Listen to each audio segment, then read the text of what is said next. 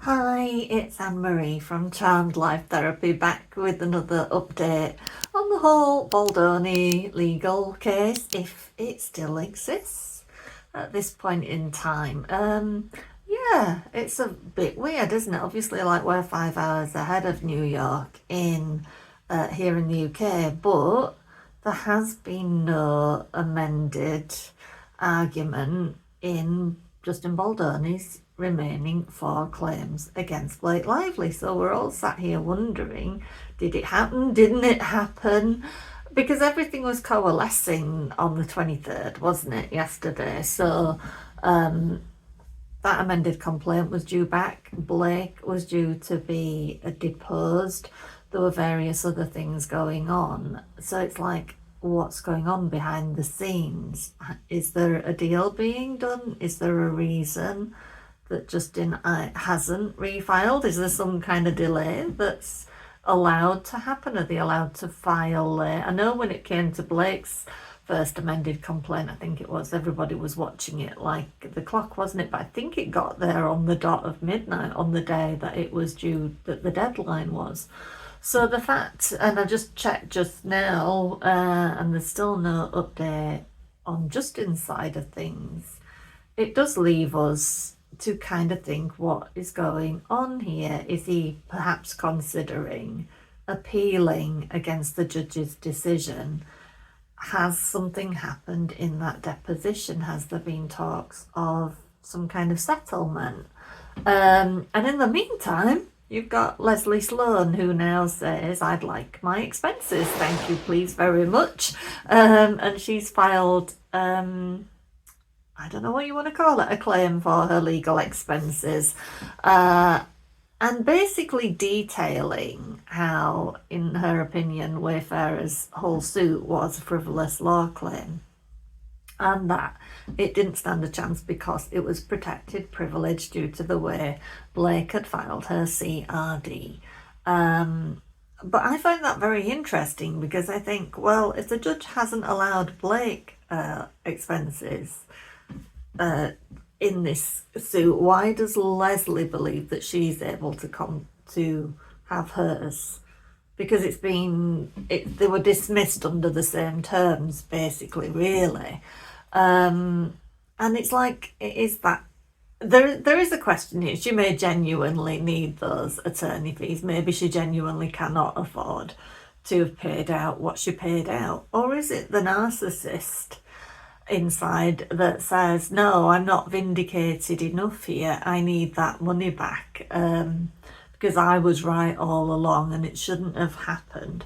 I mean, the majority of us, I think, in her shoes, would have been feeling like we dodged a bullet, really, and that we were lucky and we should kind of go back in our hole for a little bit and just heal and recover and thank our lucky stars. But no, she's come out and says, I deserve to have my legal costs because I never did any of the things that they accused me of. She's kind of reverse engineering it back to Sarah Nathan. And Sarah Nathan, if you remember, is Melissa Nathan's sister, who owns TAG, Justin's Crisis PR team. So Sarah is a reporter who had dealings with Leslie Sloane. Now, I think originally this was framed as Sarah got tip-off, whatever. I think this is probably before even Melissa was involved, but don't quote me on that. Got a tip-off that things were not right on the Ends With Us set, and that there were rumours about Justin's conduct, or it was kind of open-minded, I think, over what was going on, but it was just self-evident that stuff was going on that set. So she, as most reporters would, approach Leslie Sloane. So Leslie Sloane, in her request for damages, is kind of phrasing it as she never approached anybody. She didn't go, as a PR specialist, she did not approach anybody at all in the media in order to kind of direct the narrative at all. She only ever responded to the people coming to her. So that kind of, to me, makes her kind of a crappy PR agent, doesn't it? If she doesn't actually ever actively go to the press in order to do something on her client's behalf. No, it all came from Sarah Nathan, and it all came from James Vituska, who was the Daily Mail person who recently filed an affidavit or a statement saying he never actually heard Leslie Sloane say that Blake had been essayed on the set of It Ends With Us. So there was that little debate, wasn't there? There was an obvious... The problem was, it was a very human conversation where nobody asks for specifics or pinpoints anything. It's just all lost in the gossip of it all and the sensationalism of it all. And that was kind of presented to Brian Friedman, as in she said this and then she said that, and Brian Friedman or his team or whoever never went back and confirmed who the specifics of she was. So it was a largely human conversation littered with inaccuracies that was interpreted a certain way by Brian Friedman because it fit the narrative, not necessarily that it was right in and of itself, but that it matched the narrative that they believe is factual. So Leslie Sloane is relying on this fact of her innocence and of the legislation, the California legislation, the CRD legislation, fitting her. So she's trying to frame it as much as possible that this was malicious and it was frivolous and it shouldn't have been brought, hence she should get to have her claims, her legal costs refunded. But as I say, I don't know how she gets to do that necessarily if Blake can't, because the judge has already said that he's not awarding costs to anybody. So that is an interesting one. So I don't know quite how that will pan out. It may be a strategic move because it may have been trying to get ahead of whatever was supposed to come out yesterday from Justin Baldoni's side of things. Maybe she was expecting things. It's very hard right now for us because there's obviously a lot going on behind the scenes and we're all just guessing at what's happening. And I was going to kind of try and do something at length about the Jed Wallace of it all and catch up on that, but a Zoom camera here where I am, it's not a great video, so it looked really crappy on YouTube, so I might have to do just like a voiceover thing because we haven't really had an in-depth talk about Jed Wallace for a while and what's going on there, because Blake is still fighting to argue the jurisdictional element of his claim against her and that he doesn't have a right to sue her. So that could do with recapping properly. But as well at the moment, we've got Brett McDowell is still chiming in because he still believes that he has relevance to this case and the information that's likely to come out of discovery still has relevance to him and his relation to Nicepool and Dogpool and his likeness being used, his life being used, because when the judge kind of arbitrarily, when he dismissed most of Justin's claims, when he arbitrarily said Nicepool isn't even a factor in this anymore, he kind of said that in a very dismissive way, didn't he, as if that didn't count, as if that wasn't malicious, blah blah blah. So but it's still a part of Justin's suit because it's still in Justin's requests for production when it comes to discovery. And I kind of I'm trying to put all of that together at the moment about everybody that he is actually asking for Blake's communications with and what it's about. And there's some interesting ones in there.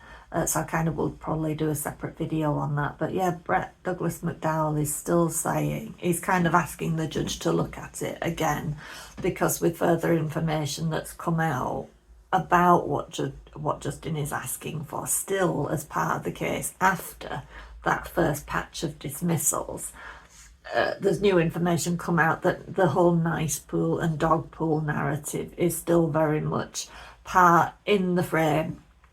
So Brett Douglas McDowell is reiterating his claim that he needs to be a part of the narrative and that discovery, he should be party to certain elements of discovery because it does affect his own claims against people like Ryan and Sean Levy and everybody that was involved in the creation and the use of his likenesses, basically.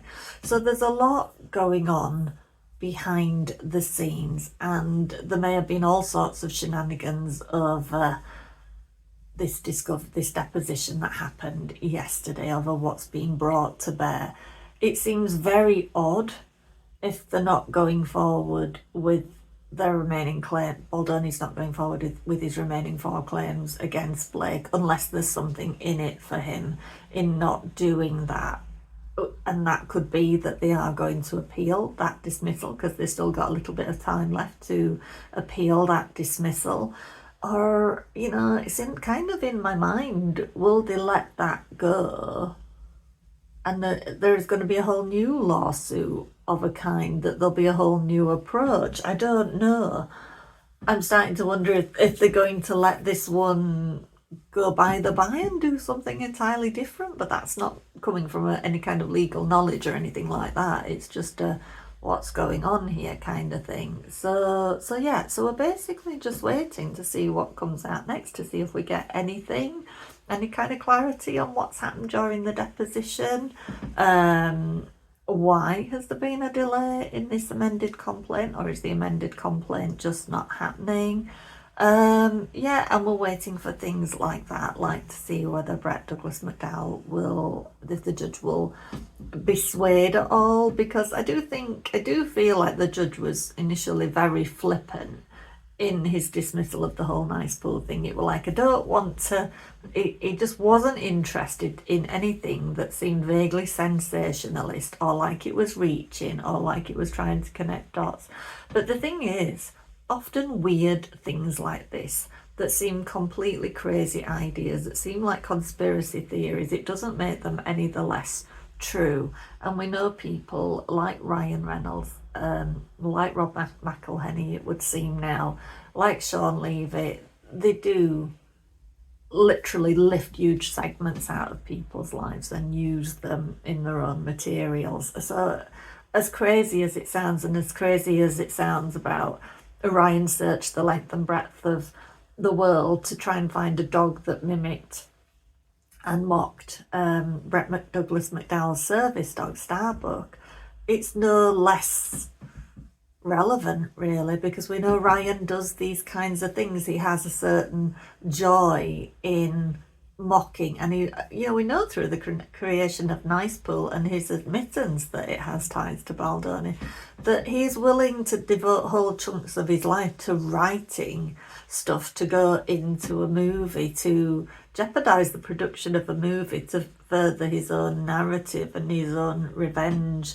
So we know that nothing's off the table when it comes to Ryan, and nothing, it might sound stupid to any real normal natural person, but to the likes of Ryan, going to that length to mock somebody is not out of the question. It's, it wouldn't deter him from doing it, that it was a completely crazy to any normal human being kind of thing.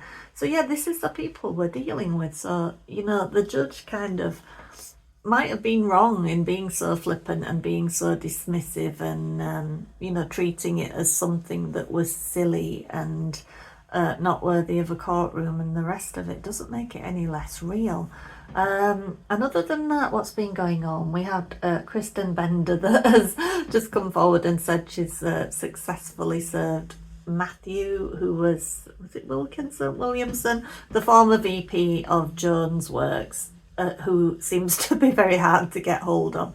They've done what the judge ordered, and they've served a notice on his doorstep. They've messaged him on, served him over LinkedIn, by post, by voicemail. They've done everything the judge said. So they're bound and determined to get this Matthew Wilkinson this information, whatever they need, from the former VP of Jones Works, which again is quite strange, because you think, well, what more do they need from him when they had a direct line to Stephanie Jones in the first place? What more is there from Blake's point of view? But I think that is about it for today. We're just in a waiting game, in a holding pattern, basically. So I might try and do a voiceover of the whole Dead Wallace state of play. The only thing is, sometimes by the time you're doing these things, or considering doing these things, the ruling comes out, and all of that is like worthless, because if the judge in that case in Texas suddenly comes out and says, you ain't got a leg to stand on, can't do anything about it in Texas, that all goes away, you know.